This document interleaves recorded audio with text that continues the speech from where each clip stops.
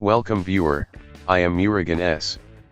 This video tutorial describes, fix keyboard shortcuts and hotkeys are not working in Windows 11, 10. First method is connect the keyboard to a different USB port.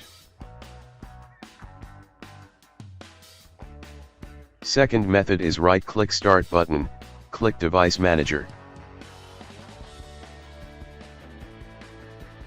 Click and expand keyboards, right-click keyboard, click Update driver.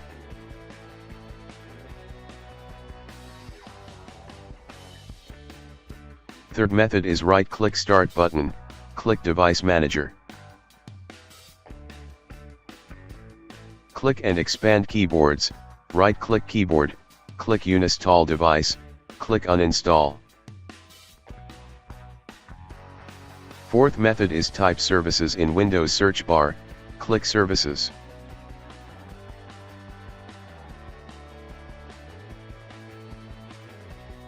Open Human Interface Device Service, change Startup type to Automatic, click Start the service, click Apply, click OK.